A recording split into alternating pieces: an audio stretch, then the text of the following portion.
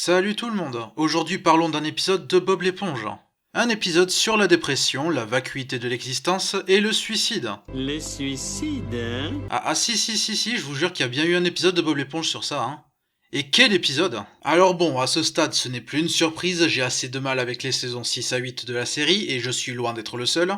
Mais au milieu du potage, il y avait certains épisodes dont il était assez intéressant de parler. Parfois en bien, et parfois en mal. Et parmi les cas les plus intéressants de la saison 8, j'ai nommé Le plus beau souvenir de Carlo, ou Are You Happy Now? J'adore ce titre en VO. Alors de quoi ça parle, outre le bref résumé très grossièrement fait au début de cette vidéo? Eh bien dans cet épisode, Carlo se rend compte qu'il n'a aucun souvenir heureux et finit par en déprimer, alors que Bob essaie de lui en donner un à tout prix. Alors cet épisode, c'est tout un cas, et s'il a quelques défenseurs, vous l'aurez compris par le fait que nous sommes dans un c'était vraiment si mauvais, il a surtout beaucoup de détracteurs et beaucoup de personnes allant jusqu'à le considérer comme un des pires épisodes de la série. Et des épisodes réputés comme étant récurrents parmi les listes des pires épisodes chez beaucoup de fans, il y en a pas mal, je n'ai pas l'intention de tous les aborder, mais celui-là il me semble intéressant de voir pourquoi il rate aux yeux de beaucoup. Est-ce que je l'ai trouvé aussi mauvais que la majorité? Eh bien ne traînons pas et voyons voir ça. Tout commence donc au crabe croustillant. Patrick nous fait sa seule apparition de tout l'épisode et nous passons rapidement à Bob en train de lire avec grand enthousiasme visiblement. Eh ben, pour qu'il soit en train de lire au lieu de préparer pronto le pâté de crabe qui vient d'être commandé, c'est qu'il doit être génial ce livre. The Krusty Krab work schedule? What's so great about this? Why, it's my happy book. The Krusty Krab is where all of my happiest memories occurred. Waouh, qu'est-ce que la vie de Bob devait être vide avant d'être embauché au crabe croustillant, tiens. Ok, je sais qu'à ce stade de la série, il est clairement établi que Bob tient à son boulot au crabe croustillant et l'admire, mais une personne aussi joyeuse et optimiste que lui, avec plein d'autres passions, n'a probablement pas la totalité de ses meilleurs souvenirs qui se sont déroulés seulement au crabe croustillant quand même. Bon bref, Carlo, comme à son habitude, ne supporte pas un tel excès d'enthousiasme chez son collègue de travail et brûle le livre sans raison, comme ça, gratuitement. Je sens l'excuse pour justifier un éventuel épisode de torture sur Carlo. Aussi, il faut croire que ce grill ne fonctionne que quand c'est Carlo qui met le livre dessus. Mais bon, c'est pas grave, Bob a plein de copies de son livre, et ça conduit à lui demander à Carlo de but en blanc quel est son souvenir le plus heureux, mais ce dernier n'en trouve aucun. Et c'est là que la meilleure amie / ennemie des séries de ce calibre entre en jeu, la continuité. Carlo a certes été le type amer de service, propice aux situations en général peu favorables, mais il y a bien eu des épisodes où il était heureux. Le plus connu et le plus populaire étant bien évidemment l'orchestre, où il parvient finalement à diriger une fanfare digne de ce nom lors d'un Super Bowl. Passage culte de la série s'il en est, à tel point qu'il a été repris au Super Bowl de 2019 en hommage à Steven Hillenburg, et n'a pas du tout été utilisé comme piège à audience pour attirer le public vers un numéro de mi-temps atrocement fade, en y plaçant quelques secondes refaites seulement dans le but d'introduire si commode. N'est-ce pas? Et même si on se dit, bon, ça remonte assez loin par rapport à la saison 8, c'est pas une excuse mais bon, admettons. Eh bien, il y a d'autres exemples plus récents, comme le Tiki Land de Carlo dans la saison 7, où Carlo se retrouve avec son propre Tiki Land relaxant près de chez lui, c'est QFD, et où il déclare même ceci. I've never been this happy in my life!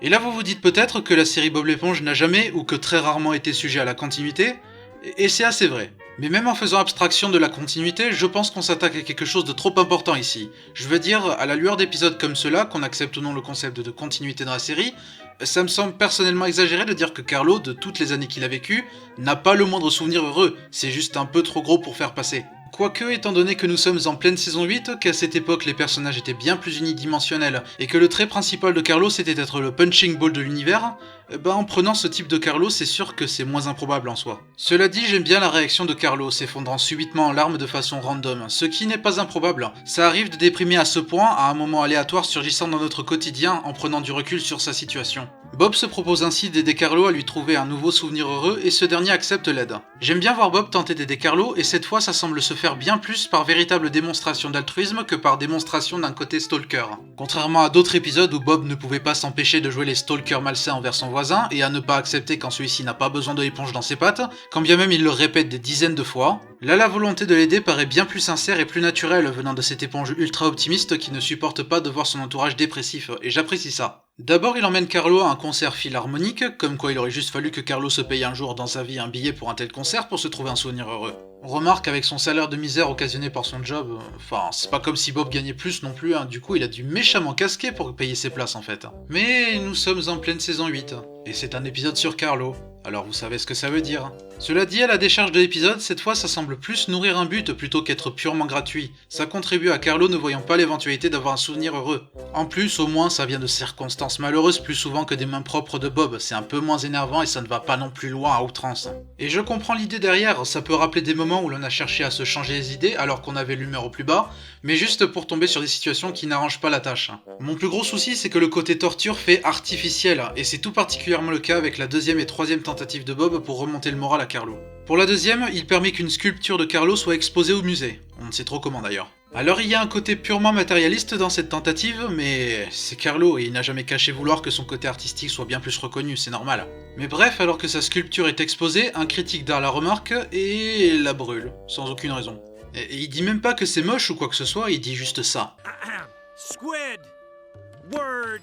Go toward the light of my flamethrower!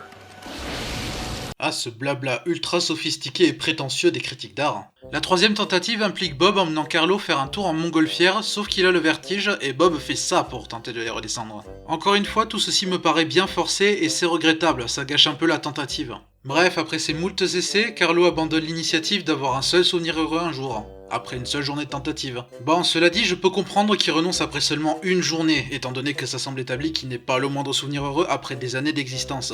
Mais peut-être que ça aurait été encore plus intéressant de faire comprendre qu'ils sont tentés plusieurs jours. Et intervient ainsi la partie de l'épisode où Carlo tombe en pleine dépression, ce qui en a désarçonné plus d'un, et je peux comprendre tant ils l'ont bien poussé. Hello, misery. I'm home. I might as well go to bed for 100 years or so. Wake me when I'm dead.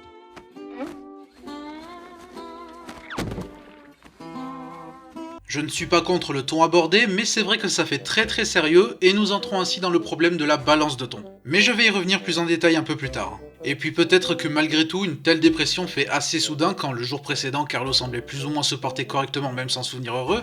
Je conçois qu'il le réalise surtout maintenant, mais tout de même ça fait peut-être un peu exagéré là encore. Bref, 2 semaines passent et Carlo est toujours enfermé chez lui. Je suppose qu'il ne travaille plus et connaissant Monsieur Krabs, ça va pas faire du bien à son contrat. J'aime bien l'ajout de la maison en désordre, c'est un détail mais c'est fait de manière raisonnable, pas ultra exagérée, c'est juste pour montrer ce genre de négligence que la dépression peut nous emmener à faire. Mais le gros de cette partie verra Carlo déprimé et faire plein de remarques répétitives sur sa vie qui pense vaine et sa dépression, et Bob qui fait des gags plus légers à côté. Je peux apprécier le contraste quand c'est bien exécuté, mais là comme ils ont traité la dépression de Carlo d'une façon très sérieuse, la balance me paraît un peu déséquilibrée, et je pense qu'il y a de meilleurs exemples de balance entre comédie et sérieux, même dans cette série. Vient alors ce qui a tué l'épisode pour beaucoup, les blagues de suicide.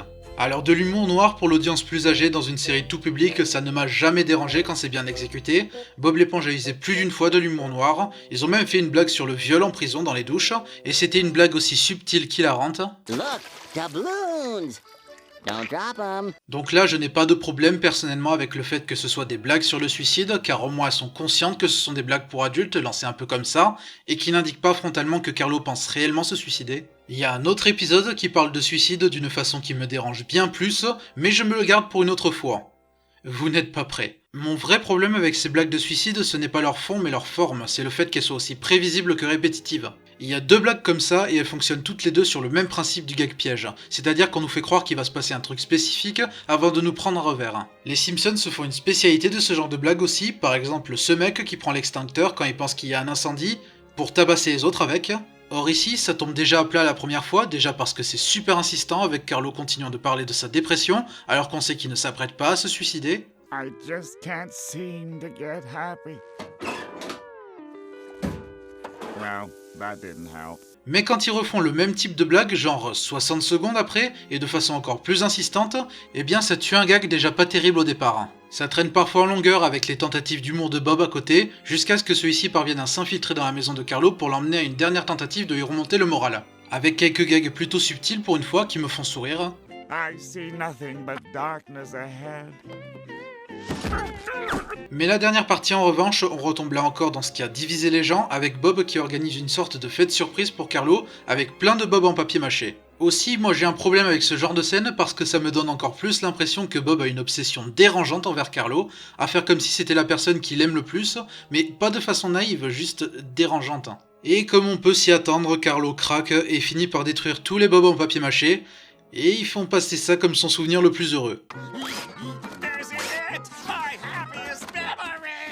J'ai plusieurs problèmes avec cette fin. Déjà qu'ils fassent passer une chose aussi psychopathique comme le plus beau souvenir de Carlo. Je pense qu'ils auraient pu conserver une chose similaire pour mieux la tourner en fait. Genre le fait que Carlo au moins ressente de l'émotion, contrairement à sa phase dépressive où il ne sentait plus rien, et pas qu'ils fassent tourner ça en mode c'est son souvenir le plus heureux. Ça me fait un peu penser à un épisode de Ren et Stimpy, Stimpy's Invention, dans lequel Stimpy tente de rendre Ren heureux avec un casque spécial, et à la fin Ren se rend compte qu'il se sent surtout bien quand il est en colère, et que c'est ça qui le rend heureux en soi. Bon après Ren est un personnage bien plus sociopathe que Carlo, mais le même genre d'initiative aurait sans doute été mieux, avec par exemple Carlo se sentant mieux seulement parce qu'il a renoncé à avoir un souvenir heureux et que c'est surtout sa personnalité sarcastique qui le fait se sentir bien, je sais pas, au lieu d'insinuer que c'est détruire plein de visions factices de Bob qui le rendraient surtout heureux. Ça me fait m'interroger sur si on était censé prendre Carlo en sympathie durant l'épisode ou pas en fait. Aussi on aboutit à mon deuxième problème, c'est que ça force l'épisode à traiter le sujet à la blague avec ses derniers instants, quand le reste de l'épisode traite le problème de façon sérieuse. Ça rejoint le problème de balance des tons que j'ai déjà mentionné plus tôt. En tout cas, il y a de l'idée dans ce final à évoquer en quelque sorte le fait que ressentir n'importe quelle émotion, qu'elle soit bonne ou mauvaise,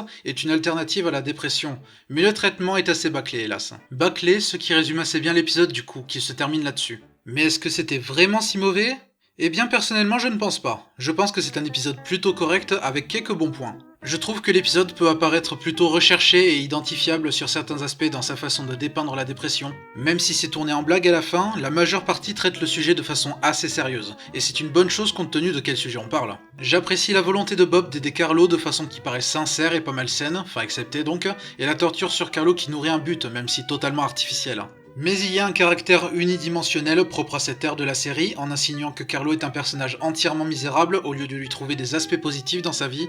Il y a de bonnes choses, mais l'épisode est aussi maladroit, un peu trop insistant, et la direction de l'histoire est bancale. Mais si c'est bancal, je ne trouve pas que ce soit raté pour autant. C'est un épisode intéressant à analyser, mais je comprends les raisons du manque d'appréciation à son encontre. D'autant que c'est difficile de s'imaginer un épisode centré sur un tel thème, exploité de telle manière, dans une série comme Bob l'éponge. Enfin, je veux dire, il est tout à fait possible de faire des épisodes donnant une vision mature d'un tel thème dans une telle série, ce que cet épisode aurait pu entièrement être si mieux exécuté, ne l'étant finalement que par bribes. Mais je ne déteste pas cet épisode, et je serais capable d'en ressortir bien d'autres que je trouve plus agaçants à regarder pour une raison ou une autre. Et puis j'accorde le bon point à cet épisode de se dérouler 2 fois au crabe croustillant et de ne pas faire intervenir Monsieur Krabs, qui est sans doute le personnage qui mérite le plus durant ces saisons. C'est déjà ça. Bref, c'était mon opinion sur l'épisode le plus beau souvenir de Carlo. Merci à vous d'avoir regardé cette vidéo, et ne vous inquiétez pas, la prochaine fois on parlera de sujets plus joyeux. C'est promis. On se retrouve donc lors de la prochaine chronique. Ciao!